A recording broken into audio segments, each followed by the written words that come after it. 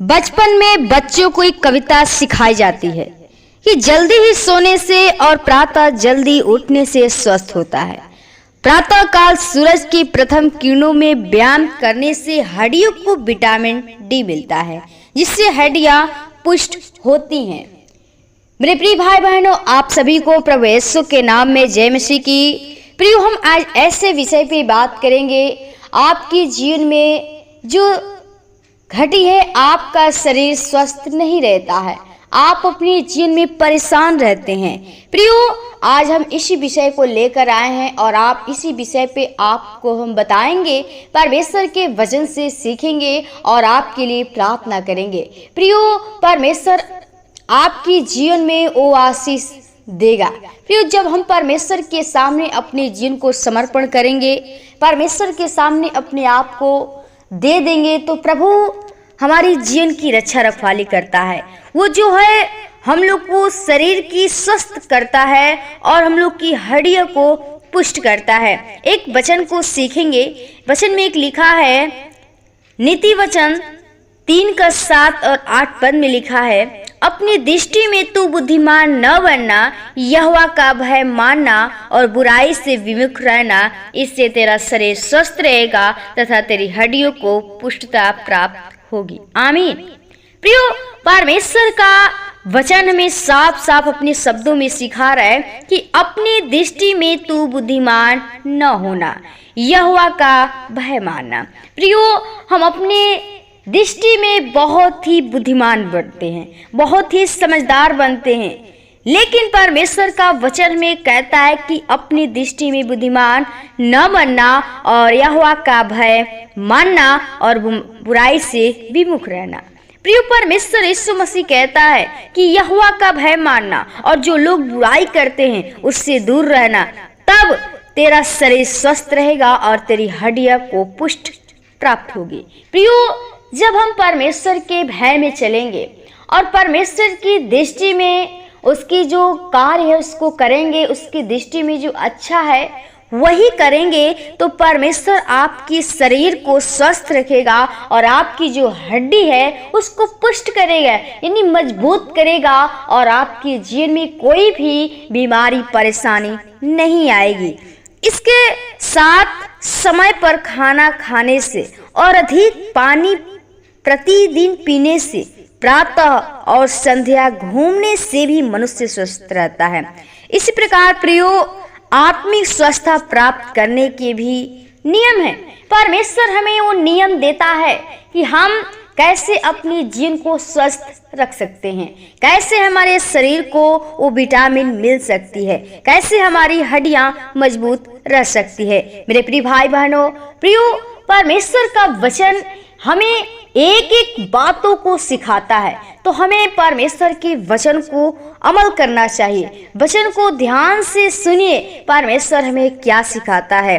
प्रियो, जानेंगे कि पहला है परमेश्वर पर संपूर्ण हृदय से भरोसा रखना, जिसका अर्थ है प्रत्येक मनुष्य को यह विश्वास रखना चाहिए कि प्रभु यीशु मेरे पापों के लिए बलिदान हुआ, वही मेरा जीवित सच्चा प्रभु उद्धार करता है।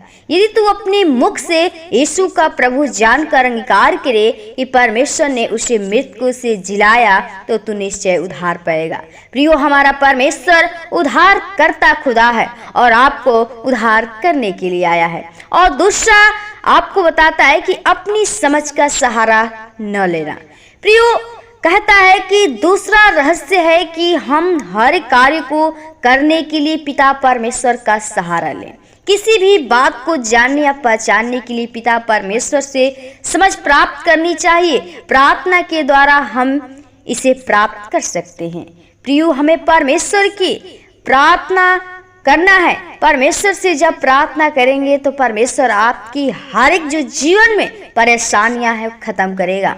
आप उसके साथ जब बने रहेंगे तो परमेश्वर आपकी हर एक घटी को पूरा करेगा। और तीसरा हमें ये सिखाता है कि परमेश्वर को स्मरण करके सब काम करना है। किसी भी कार्य को करने से पहले प्रथम स्थान पिता परमेश्वर को देना चाहिए, जिसने हमें बनाया है। हर काम का आरंभ यीशु मसीह के नाम से करनी चाहिए। प्रियो, वही केवल यीशु के नाम में वो सामर्थ है जो हमें सफलता प्रदान करती है, वही कठिन कार्य को सरल बना देती है। इसलिए हम जो भी कार्य करें यीशु मसीह के नाम से करें। हमें उस नाम से करेंगे तो आपका हर एक काम सफलता होगी। और चौथा है कि अपनी दृष्टि में बुद्धिमान न होना। प्रिय, प्रत्येक मनुष्य को बुद्धि देने वाला परमेश्वर है। परमेश्वर से जो बुद्धि मांगता है उसे अपनी बुद्धि देता है।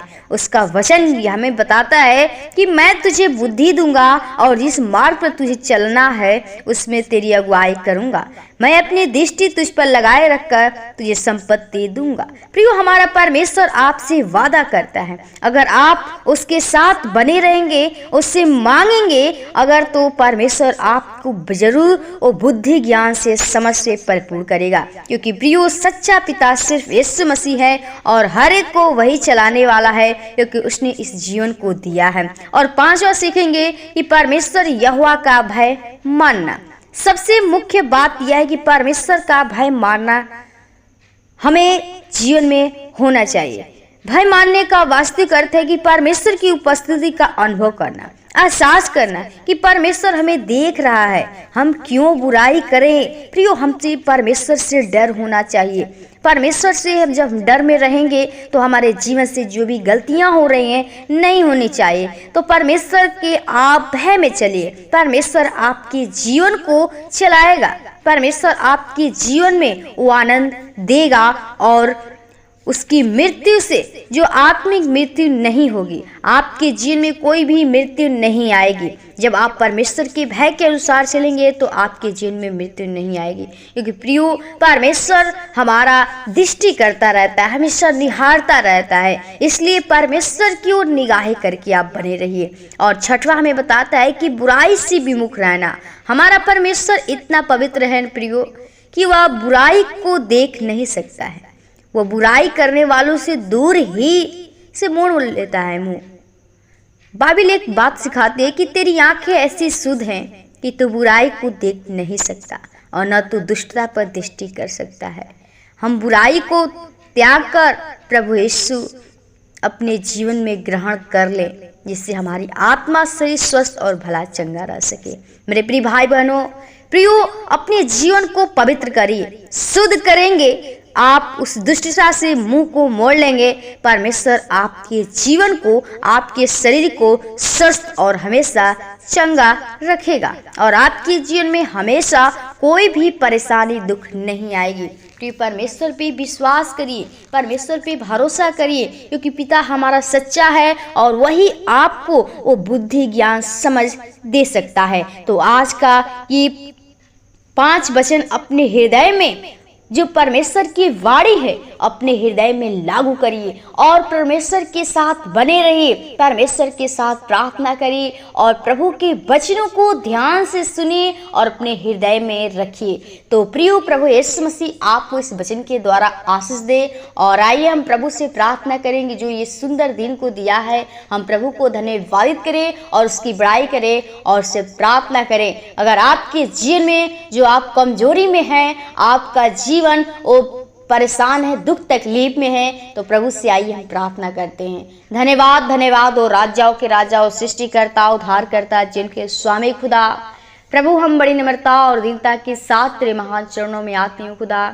सच में अगर तेरी अनुग्रह, तेरे दया, तेरी कृपा नहीं होती तो आज कब के हम मर मिट गए होते, बर्बाद हो गए होते पिता। लेकिन तेरी अनुग्रह, तेरी दया, तेरी कृपा है कि तूने फिर से हमें इस सुंदर दिन में, सुबह के बेले में अपने आप से बातचीत करने का सुनहरा मौका दिया खुदा। अगर तू नहीं होता तो इस दिन को हम देखने नहीं पाते, लेकिन तेरी अनुग्रह, तेरी दया, तेरी कृपा है कि तूने हम लोग को प्रभु अपने पास लेकर आता है। प्रभु जी सच में पिता तू तरस खाने वाला है, तेरी निगाहें हमेशा लगी रहती है, तू हम लोग को देखता रहता है पिता, तू निहारता रहता है प्रभु जी। अपने बच्चे को तू कभी चोट नहीं पहुँचाता है खुदा। आपको हम जितना धन्यवाद बहुत ही कम है खुदा। हम धन्यवादित करती हूँ, प्रार्थना बेनती करती हूँ प्रभु जी उन भाई बहनों के लिए, उन जीवन के लिए प्रभु जी, उन व्यक्ति के लिए प्रभु जो तेरे समय प्रभु तेरे वचन को सुन रहे हैं प्रभु और तेरे प्रार्थना को सुन रहे हैं प्रभु जी। हम चाहते हैं हर एक के जीवन में प्रभु जो परेशानियां हैं प्रभु जी, जो जीवन में प्रभु बीमारियां हैं प्रभु जी, उनके जीवन में वो स्वस्थता नहीं है प्रभु। हम चाहते हैं हर एक का जीवन प्रभु तो इस पे भरोसा करने वाला बने प्रभु जी, वो तेरे भय में चलने वाला बने प्रभु जी, वो बुराई से विमुख रहने पाए खुदा,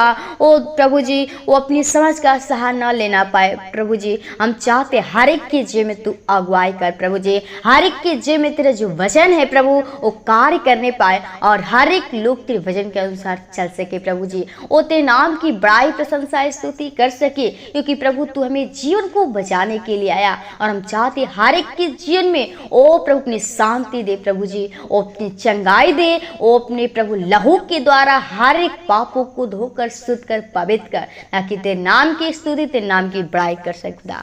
हर एक के जीवन को, भाई बहनों को, कलीसिया परिवार को, तेरे दास दासियों को, लीडो पास्टों को, दोस्तों परिवार को आपके हाथों में खुदा हम चाहते हो हर एक की तू रक्षा रखवाली कर प्रभु जी, हर एक रोग से, बीमारी से, दुख तकलीफ से बचाना, हर एक की तू सहायता मदद करना प्रभु जी। जो लोग कार्य करते इस कार्य में हर एक की मदद कर, सहायता कर प्रभु जी, ताकि तुझे लोग धन्यवाद कर सके और तेरी बड़ाई प्रशंसा कर सके प्रभु। हर एक के जीवन में प्रभु जी वो तू हरियाली दे प्रभु जी, वो प्रभु अपनी आत्मा अपनी सामर्थ के द्वारा, अपने लहू के द्वारा प्रभु जी वो हर एक के जीवन में वो आनंद वो खुशी दे प्रभु। जो लोग शोक में पड़े लोग प्रभु हैं, वो प्रभु लोग बहुत ही दुखी हैं, हम चाहते हर एक के जीवन से सामर्थ्य कार्य करने पाए, हर एक के जीवन को तू काटे छाटे फलवंती करे, ताकि हर एक की आत्मा बचे और तेरे राज्य के लिए महिमा कारण से खुदा।